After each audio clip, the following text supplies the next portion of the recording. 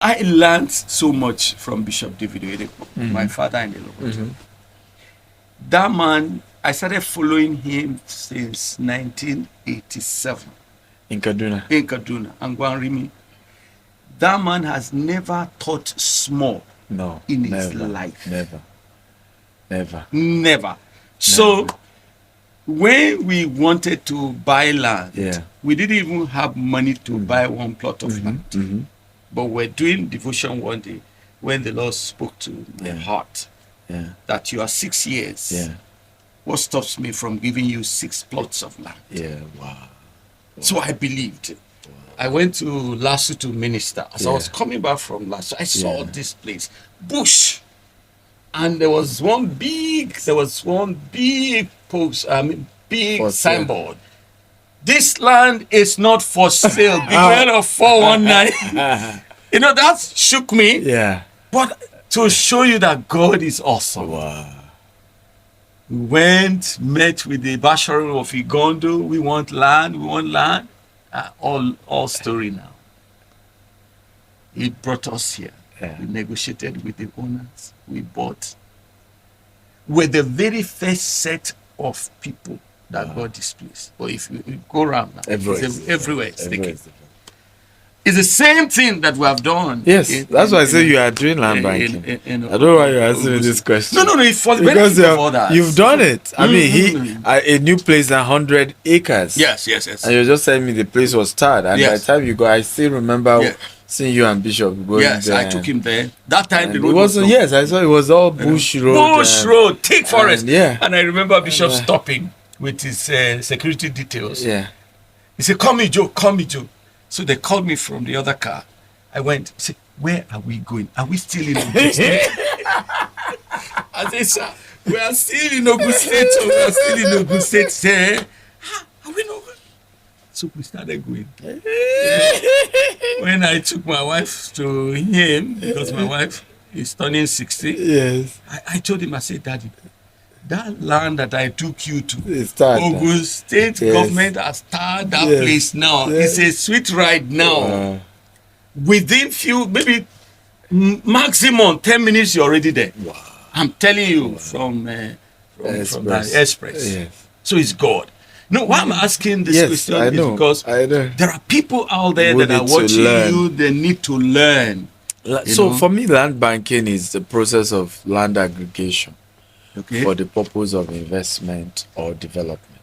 Okay. So basically, it means you're buying land. Sometimes it's not at once you'll be able to buy it. Canaan land is land aggregation. Okay. The first set of Canaan land was, a few hundred acres. Yeah. It keeps growing. Today, 500 acres. Today, Canaan land is well over 12,000 acres. So it's the process of land aggregation for the purpose of investment, which means you will now resell it later, or for the purpose of development, which means maybe you now build houses on it, rent out some, sell some, or whatever you know. So, but you need to have that mindset that I'm doing for the future. And this is one of the easiest way to build wealth, particularly for those of us who are not from wealthy background. Because, and I tell people, when I started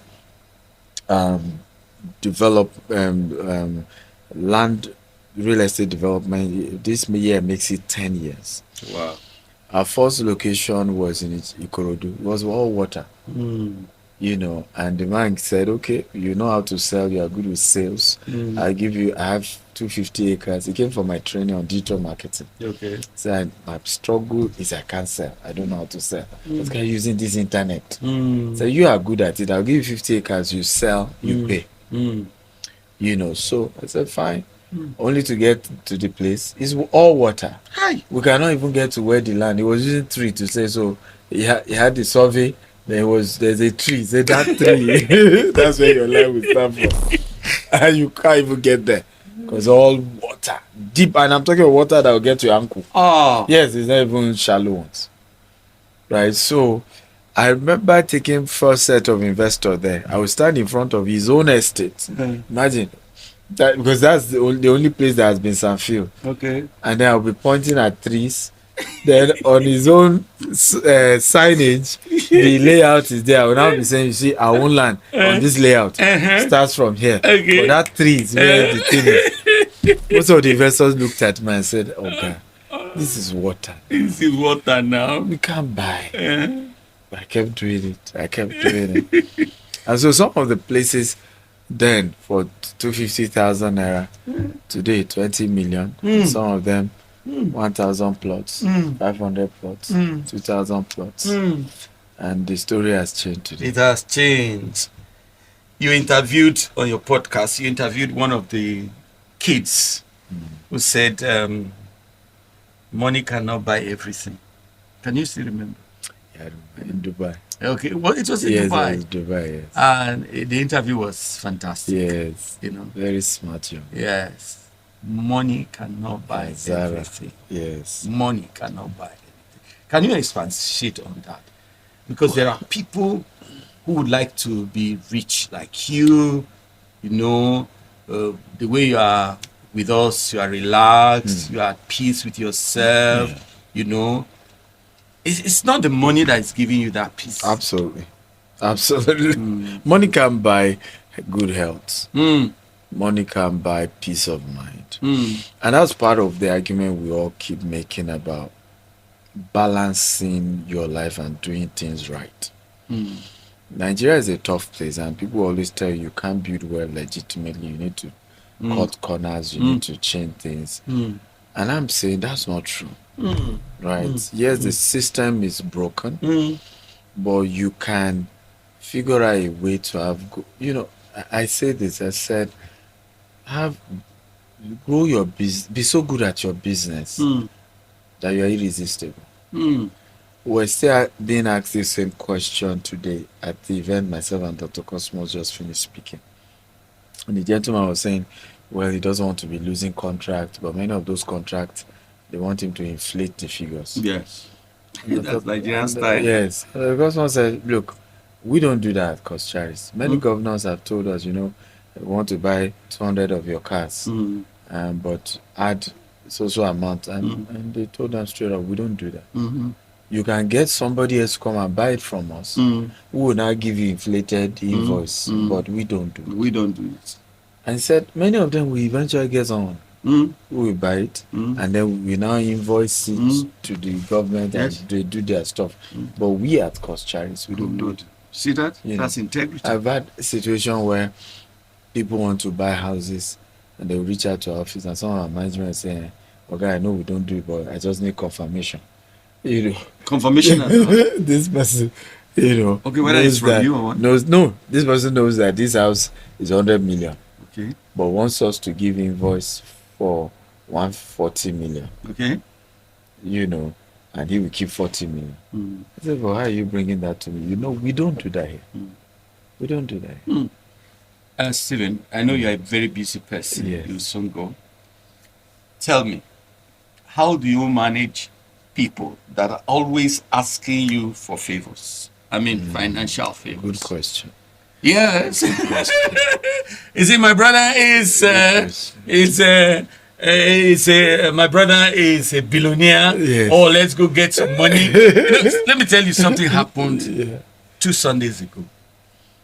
2 teenagers walked up. First time they are coming for our meeting. Yeah.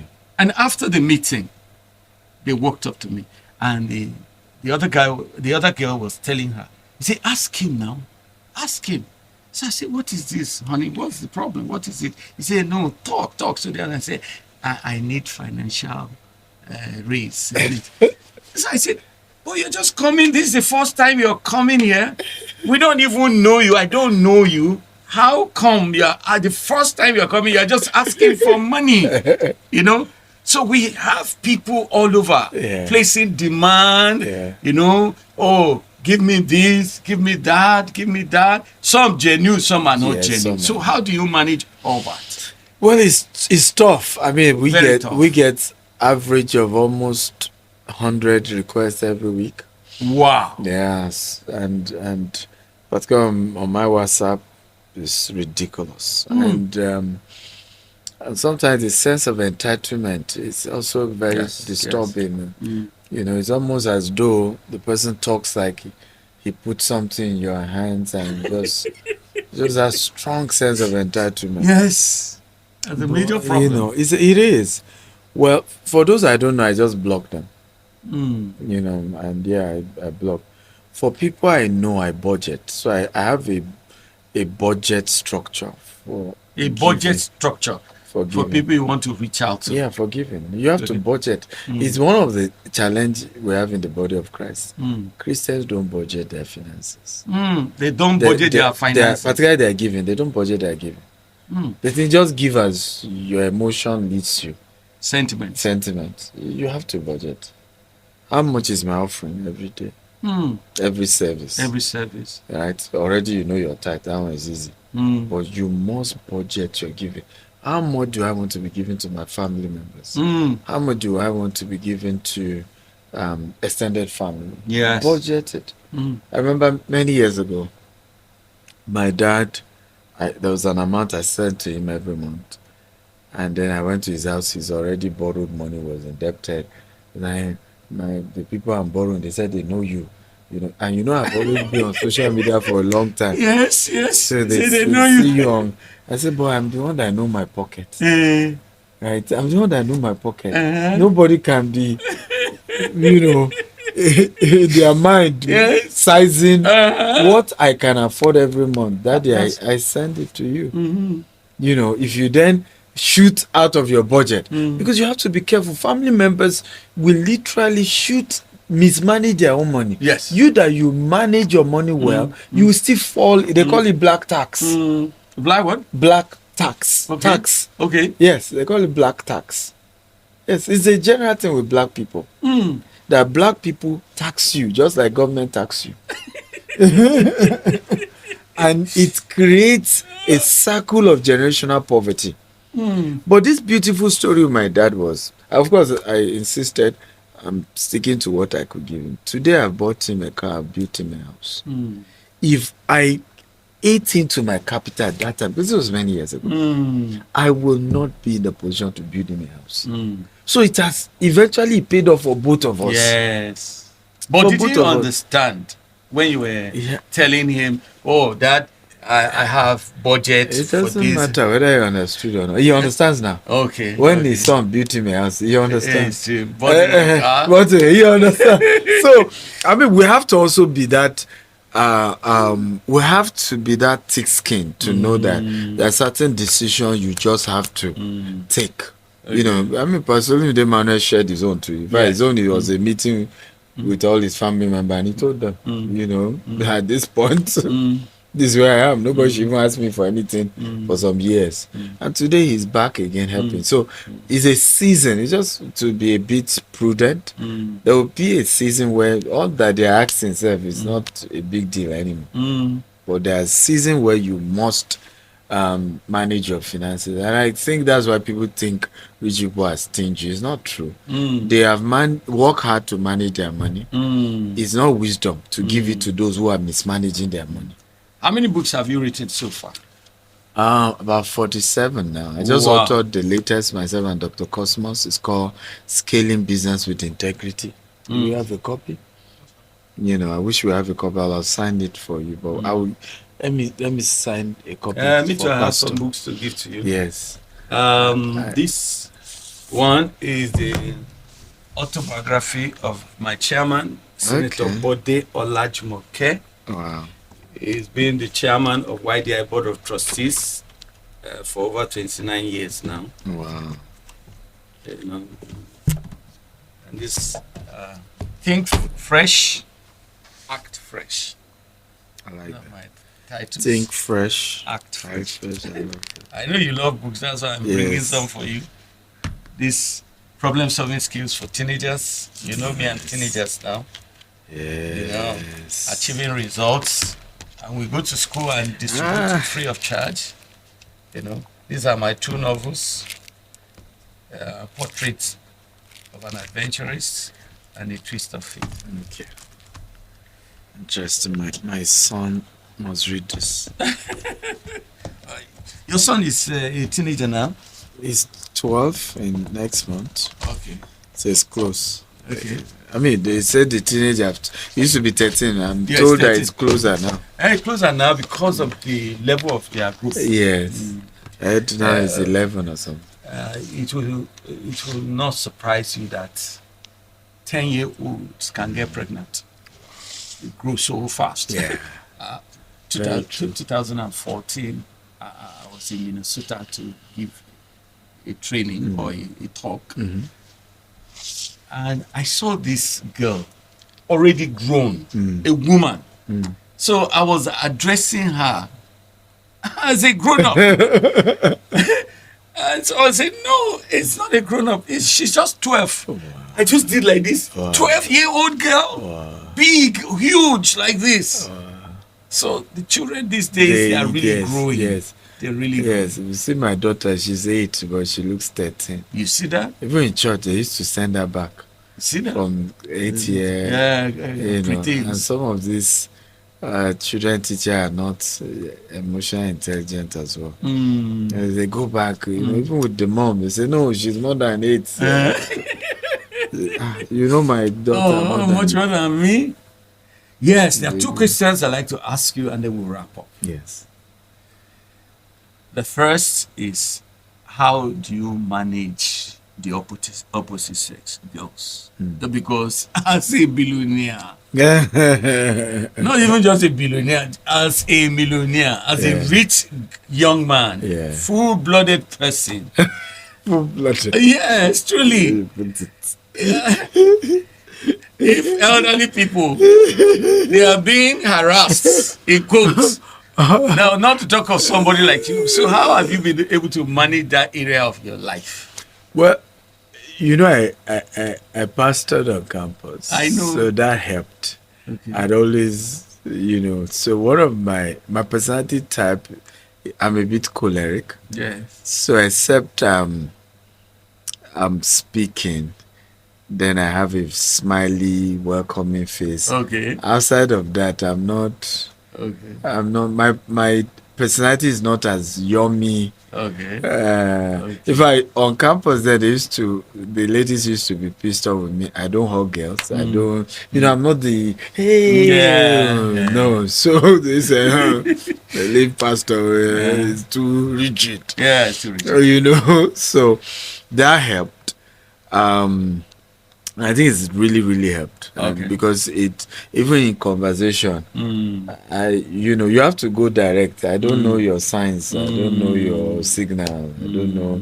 And a few who could come direct, I respectfully can explain to you I'm married and, I have certain values. I'm not going to. In fact, my first answer usually is that I am married and I cannot leave my wife. And I realize that sometimes when you are that blunt, because really some of these things come from people feeling I may be a second wife. In fact, this happened to me last year. It was in the US. So we're at an event and then the lady walked up to me. She's an African American. How are you? You look like a prince from Africa. Oh my goodness. I said, yeah. Prince Dr. Stephen Akintayo. I said, yes. And then I said, well, I'm married. Said, but you're from Africa. You guys have more than one wife. Okay. He said, are you the one wife type of guy? I said, yes. Yes. I'm the one wife type of guy. Yes. I'm honestly the one wife. I can't marry. And I realized some of them, once you just can't be blunt to say, I have a wife and I will not marry you.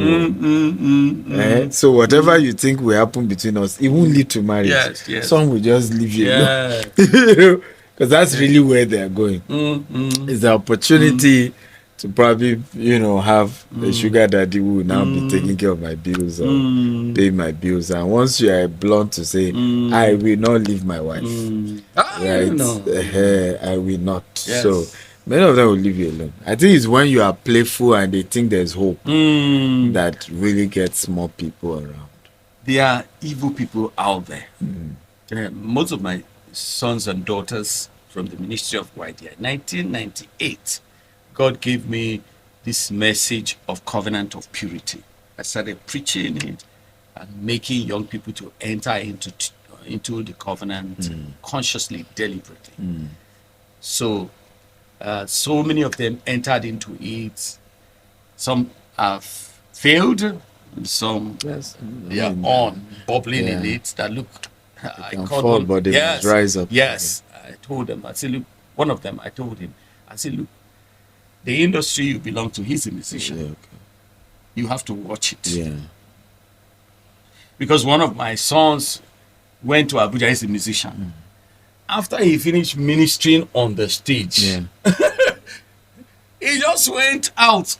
He said, if you see the number of girls that flooded his face, he said, this is what Pastor Joe has been telling us. See.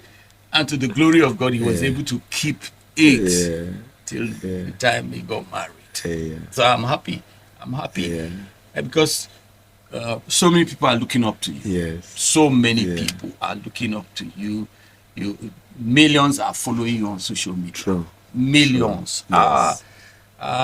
One of my sons, the moment I told him, Dr. Stephen Akintayo is coming. So you're heavily popular. You're on the side of God. You're a child of God and all that. So living a life of purity, living a life of chastity, living a life that people will look and say, no, that person is different. This one is not preaching something and is doing something different. So I thank God. Now the second question, which is the last one, is, and for us also, it's a critical thing in our organization. We don't even date each other. Okay. And I think that's also important, that you put certain rules that help some boundaries. We have that rule. I mean, we're over 300 employees. Wow. We don't date each other. It's a law. And I live by example. In 17 years of running our company, not one girl will tell you that the chairman at us. My office, I even have 2 executive assistants. They're in the same office with me. They're always in the office. That's good. So even if you are coming to visit me, I mean, you know that you can't have certain private talks at it because my EAs are in the office. Yeah. No, you are deliberate now. You are deliberate. You're deliberate. Yes. The second question, which is the last one. The way you are dressing these days, are you a politician in the See your northern regalia. Yeah, it connects with my. I was born in the north, so the cap connects. Right? Yes, yes, in Maiduguri. So it connects with the north. But I kind of realized 2 reasons. One was I started earlier. Maybe I'm just now more. Maybe as my brand grows, it's become more obvious to people, the dressing. But I started when I was doing real estate. I was very slim. I'm a bit chubby now. I was a slim, and then I'm negotiating transaction in hundreds of millions. When they look at me, it was like, who is this small boy? We are not sure. It looks like he's just playing around. So I had to adjust my dressing.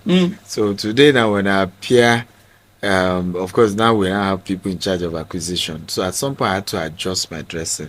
So when I go for transaction, even the look makes people know that okay, we think he may be loaded enough to at least be able to consider him, because in Nigeria it's just about perception, and it's big. We're big on that. So that was number 1.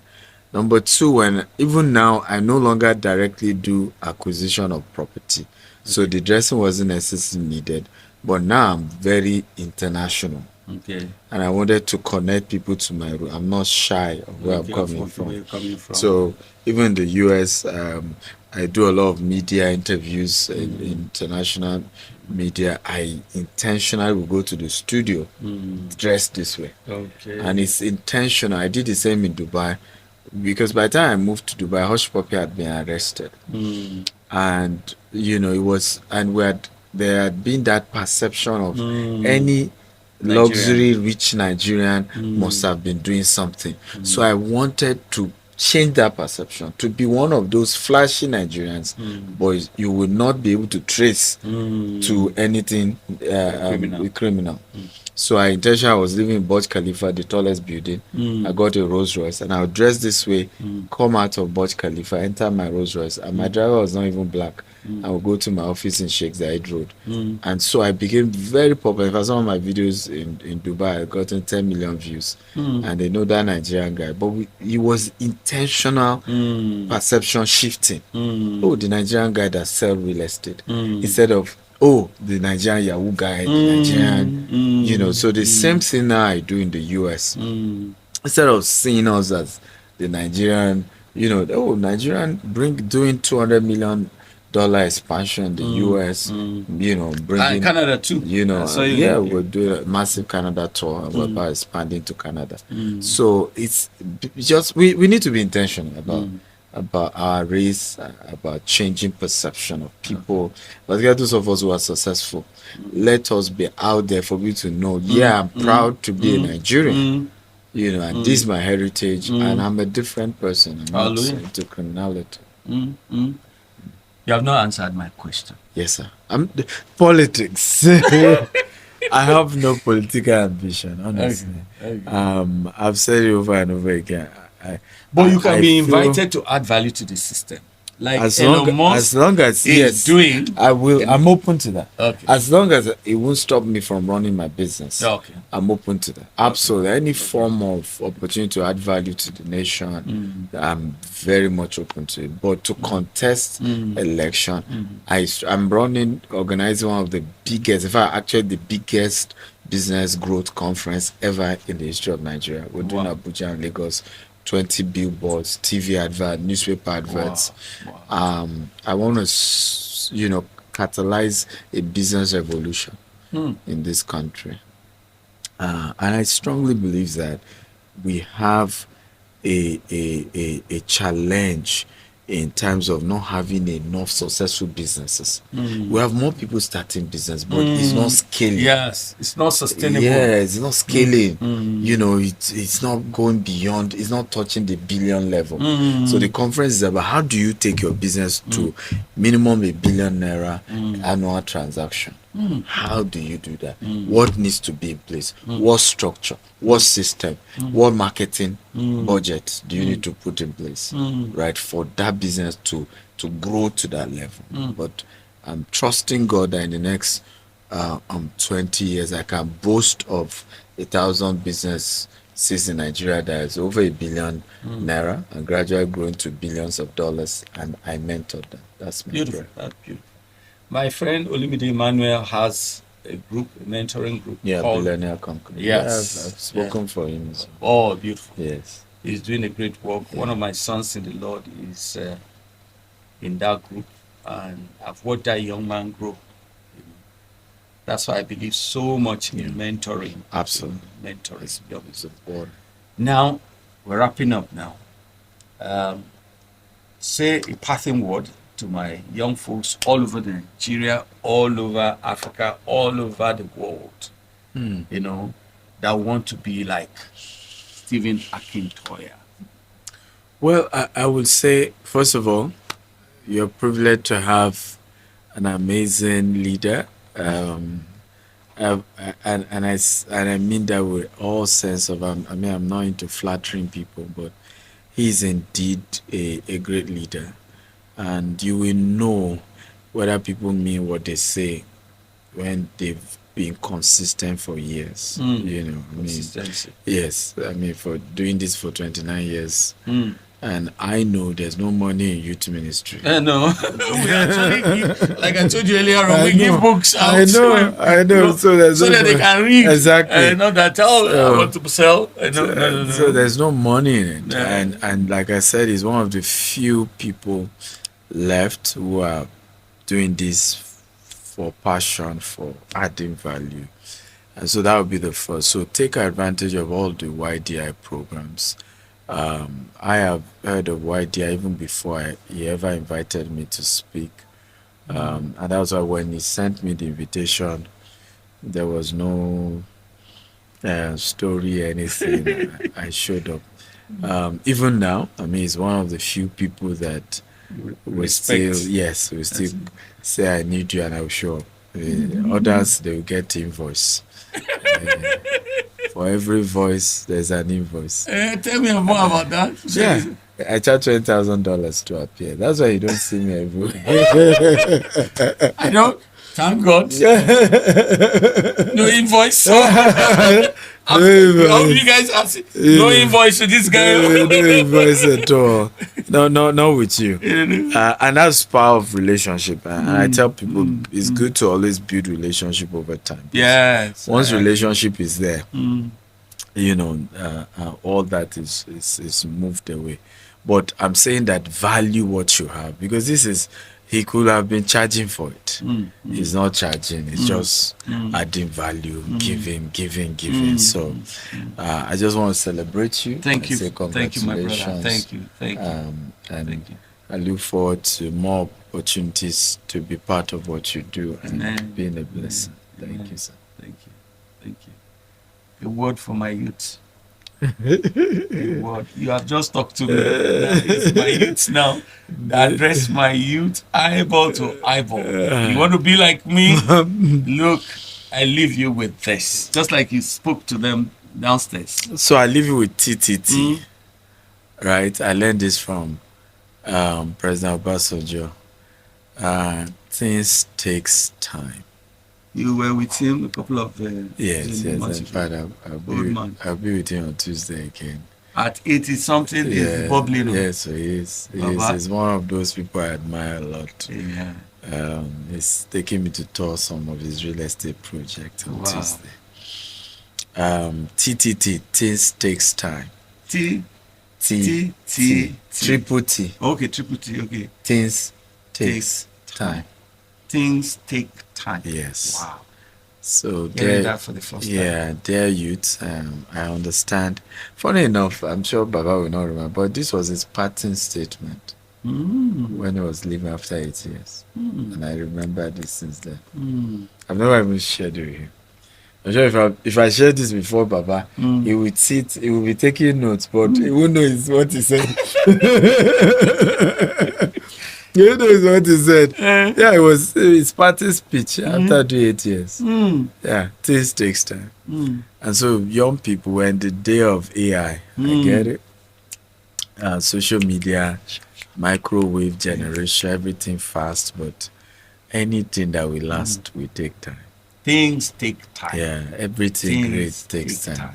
People always say, you're a young man. The secret is I started as a teenager, that's all.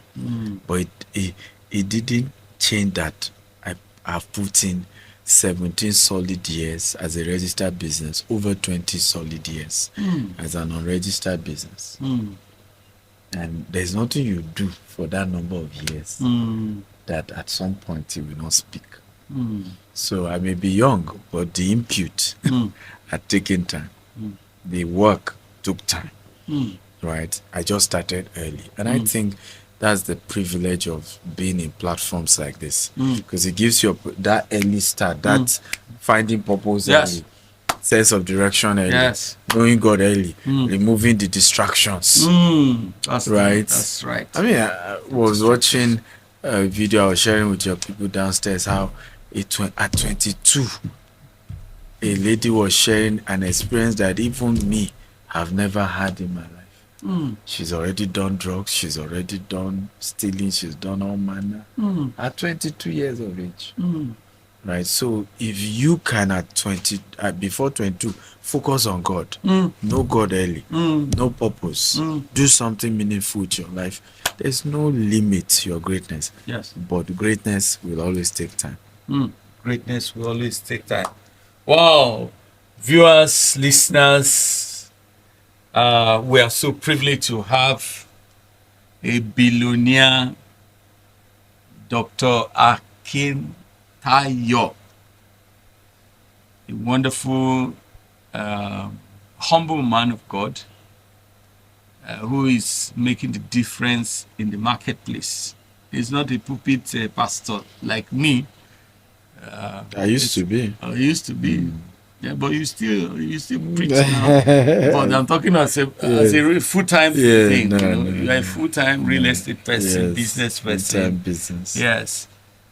We glad to have you. Yeah. And I know that God, who has made you to add value to us, to my young people downstairs, and through this medium, will keep you. Amen. Watch over you. Amen. Amen. You are still my own Elon Musk. Thank you, sir. Honestly, because I love it when Christians are rich and they are using their wealth, advancing the kingdom of God, blessing humanity.